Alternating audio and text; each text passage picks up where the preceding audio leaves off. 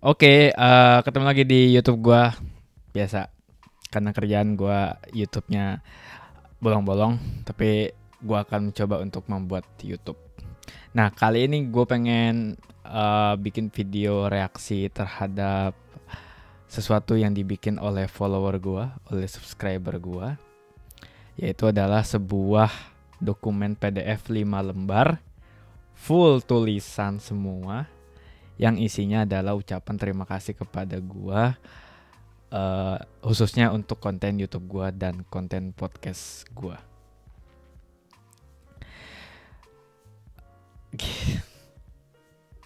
Gue terharu membacanya. Sungguh tidak terduga. Sungguh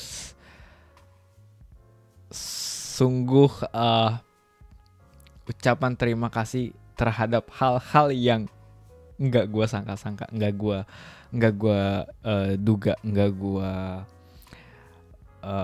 formulasikan, nggak gue pertimbangkan. Jadi lu tahu, kalau gue bikin YouTube itu kenapa gue lama gitu bikin YouTube. Pertama, ada hal yang harus gue pikirin, yaitu adalah konten apa yang harus gue kasih ke lu dan apa poin penting yang bisa dibawa balik oleh lu setelah nonton video gue atau dengerin podcast gue. Kedua adalah ya gue pengen bikin konten yang berbobot, karena gue sering nonton videonya, video-video yang bagus lah ya, kayak Dr. Indra Nugroho, terus Pak Gita Wirjawan, kemudian YouTube-nya siapa ya? Itu doang sih. Oh, YouTube-nya lupa gue namanya. Firsa Besari gitu-gitulah. Itu kan kontennya bagus ya. Secara isi tuh ada, dan gue nonton juga video-video mereka terkait gimana cara mereka bikin konten yang bagus, Ya mereka ngedesain, mereka bikin skrip, mereka bikin poin-poin yang mau disampaikan, kemudian ngedesain skripnya, kemudian latihan untuk membacakan skripnya agar kronologis, agar ada ceritanya, ada nadanya, ada intonasinya. Setelah itu diedit dengan warna yang bagus, dengan color grading yang bagus, dan musik yang bagus. Nah, gue juga pengen kayak gitu. Gue pengen sebagus itu. Iya dong, gue pengen, karena subscriber gue masih dikit, masih 1.200, dan pertumbuhannya lambat dan view-nya dikit. Oke, itu adalah hal-hal yang bikin hal-hal pertama yang menghambat, yang menurut gue menghambat karya gue, tapi gue lakukan itu secara nggak sadar.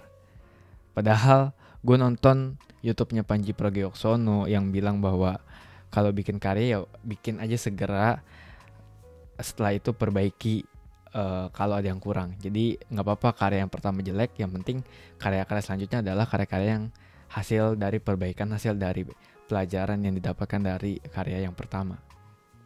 Begitu. Tapi gue sendiri masih suka nggak ngikutin wejangan itu, dan akhirnya ya akhirnya ya gini, gue bikin konten nggak konsisten, gue bikin konten bolong-bolong yang sebenarnya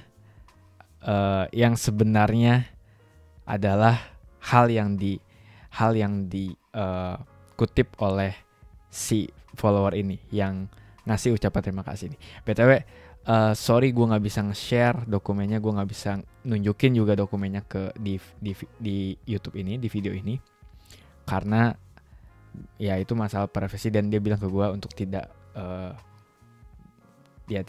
mempublikasikannya lah ya. Jadi oke, kita hargai privasinya, tapi gue akan ngebahas gue akan mereaksikan, bikin video reaction terhadap semua poin-poin yang disebutin di dokumennya itu, di tulisannya itu, sampai semua hal yang menurut gue ternyata gitu tersampaikan. Nah, sekarang gue pengen balik ke poin poin yang nge-trigger gue pas baca ini, yang langsung nge-trigger gue. Kalau yang lainnya poinnya gue perlu kayak waktu untuk mencerna, untuk apa iya gitu, untuk ini lah, untuk membanding. Tapi kalau poin ini gue langsung nge-trigger gitu. Oke, tadi gue bilang kalau gara-gara gue bisa dibilang perfeksionis ya, membutuhkan gue pengen bikin skrip, pengen punya audio yang bagus, dan pengen punya cerita yang bagus kayak YouTube yang bagus yang gue tonton. Itu akhirnya karya gue atau YouTube gue atau konten gue itu terhambat proses pembuatannya. Jadi bolong-bolong kayak gini jadinya, nggak konsisten. Nah, itu sangat dimention atau sangat tergambarkan oleh satu kalimat ini yang dimention oleh foro gue, yaitu adalah setiap dari kita sebenarnya ditunggu. Walaupun dia mention juga dari sebuah podcast, gue juga belum nonton, nanti gue tonton podcast dari 30 Days of Lunch. Gue yakin ini podcast terkenal, gue juga nggak asing dengernya. Di episode 15 Live at the Crossroad, ngobrolnya bareng Mas Felixandro Ruby. Ya, Felixandro Ruby. Ya benar. Setiap dari kita sebenarnya ditunggu. Oke, ini sejalan sama poin-poin yang dia kasih, dan sejalan sama apa yang gua rasakan, kebalikannya gitu, yang gua rasakan kebalikannya. Jadi gini, setiap dari kita sebenarnya ditunggu. Oke, gua berpikir bahwa yang nunggu karya gua itu adalah orang-orang yang nunggu karya-karya yang berbobot, atau bukan berbobot ya, karya-karya yang emang seperti inilah Dr. Indra Nugroho, yang benar-benar ada insight-nya, bukan hanya bacot doang gitu. Nah, gue merasakan bahwa konten-konten gue itu bacot doang, isinya bacot doang gitu, nggak ada insight yang bisa lu ambil, Maka dari itu gue pengen bikin konten yang berbobot. Tapi dengan itu gue harus belajar, harus banyak baca agar konten gue berbobot, yang mana menghambat gue untuk upload rutin. Tapi ternyata video-video gue yang gue rasa itu modal bacot doang, ternyata itu yang ditunggu. Itu yang ditunggu. Dan di dalam ucapan terima kasih ini ada beberapa poin yang menurut gue tuh itu tuh gue bacot doang, cuy. Itu cuma membagikan apa yang gue rasakan, apa yang gue alami, tapi gue nggak ngerasa itu ada insight-nya. Itu yang gue rasa ya, sebelum gue membaca ucapan terima kasih ini. Jadi itu yang gue rasa itu gue cuma cerita doang, gak ada insight-nya. Gue pengen ngasih yang ada insight-nya, yang lu kayak, wah gila, gue tahu ilmu ini dari si Bima. Gue pengen kayak gitu. Tapi ternyata gue salah besar. Ternyata semua orang tuh ditunggu. Bahkan bacotnya gue itu juga mungkin untuk sebagian orang ditunggu, karena mungkin aja bagi mereka itu insightful. Experience yang gue punya itu insightful. Sementara bagi gue ya experience gue ya gak ada wah-wahnya. Dan dari situ gue rasa bahwa bikin karya itu sebenarnya gak perlu perfeksionis gitu. Dan benar bahwa karya itu pasti ada peminatnya. Sejelek-jelek apapun karya lo, itu pasti ada yang suka. Pasti. Jadi gue menasihati diri gue lagi sendiri bahwa apa yang gue punya sekarang ya udah berikan. Misalnya lu pengen bikin konten, apa yang lu punya sekarang, apa yang bisa lu berikan secepatnya, atau bisa lu berikan secara rutin, ya berikan, karena itu yang ditunggu. Karena itu yang ditunggu. Jadi kalau lu punya sebuah karya, sesederhana pun itu, kemudian lu sering mempublikasikannya, tapi tiba-tiba jarang mempublikasikannya karena lu pikir ini kayaknya karya gue jelek lah, busuk, nggak ada nilai yang bisa diambil dari karya gue. Jadi udahlah, nanti aja gue bikin yang baik, yang lebih baik lagi. Kalau lu mikirnya kayak gitu, lu akan kayak gue nasibnya. Bikin kontennya nggak rutin, bikin kontennya bolong-bolong. Padahal orang di sana tuh nungguin. Lu pernah nggak sih lu punya webtoon kesukaan lu, itu bagus banget, tapi pas lu pengen lanjutannya, tapi ternyata webtoon itu nggak lanjut karena penulisnya lagi, atau gue nggak tahu namanya, pembuat webtoonnya tuh lagi nggak pengen gitu. Atau lu nonton drakor deh yang jadi tentang seorang webtooner, gue nggak tahu sih, webtoon maker lah gitu, yang berhenti karena dia pesimis sama dirinya sendiri. Padahal orang lain di sana tuh nungguin karyanya. Dia cuma terpengaruh oleh lingkungan kecilnya yang tidak mendukung dia, tapi ada lingkungan yang lebih besar yang menunggu karya dia. Gitu. Jadi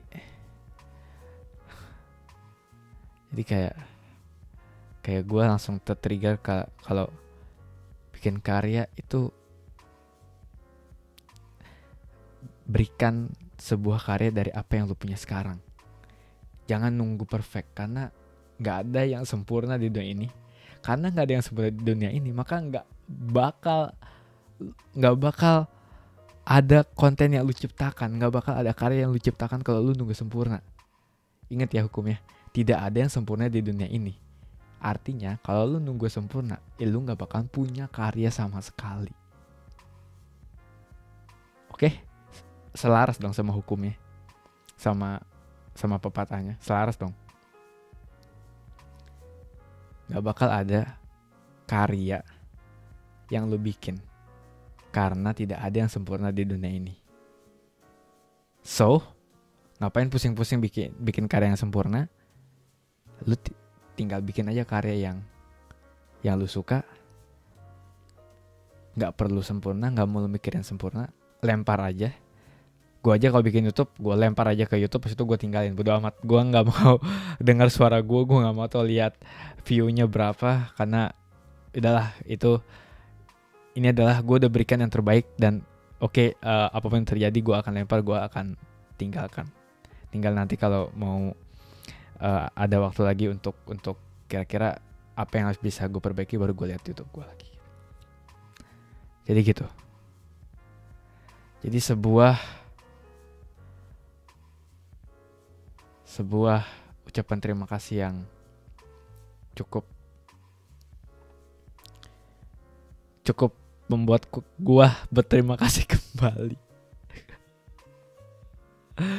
Cukup membuat gua berterima kasih kembali. Kalau nggak ada orang ini, gua nggak mungkin percaya lagi dengan karya gua sendiri. Mungkin gue nggak pede dengan karya gue sendiri kalau gue nggak baca ucapan terima kasih ini. Ini baru satu, gue ya oke lah. Mungkin dari 1.200 subscriber gue cuma satu orang kayak gitu, tapi satu orang ini yang bisa ngebalikin keadaan. Justru satu orang ini yang bisa ngebalikin keadaan. Nggak perlu lu butuh 1.200 subscriber harus membuat ucapan terima kasih dan kemudian membalikan keadaan channel YouTube jadi lebih maju. Nggak perlu satu aja yang menggerakkan hati kecil lu, mengingatkan lu kembali akan pentingnya berkarya. Itu udah cukup. Oke? Ingat slogan Tokopedia dan Gojek. Makanya kenapa mereka bersatu, karena slogannya itu sangat bagus lah. Slogan Tokopedia adalah slogan Tokopedia adalah mulai aja dulu. #mulai aja dulu. Yang artinya gak usah pikirin kesempurnaan. Lu bikin karya jadi share. Karya jadi share. Karya jadi share. Feedback dapat itu udah hal wajar. Lu ambil feedbacknya, yang bagus lu ambil, yang jelek lu buang. Kemudian lu apply di karya lu selanjutnya. Nah kemudian Gojek itu adalah slogannya adalah hashtag pasti ada jalan. Ketika lu bikin karya, lu udah bikin karya banyak tapi nggak laku-laku atau nggak booming, jangan nyerah. Pasti ada jalan, ada satu momen yang bikin karya lu meledak. Lu kan sering dengar ada makanan yang tiba-tiba viral cuma gara-gara satu momen atau satu kejadian lucu atau kejadian aneh yang unik yang bikin orang aware.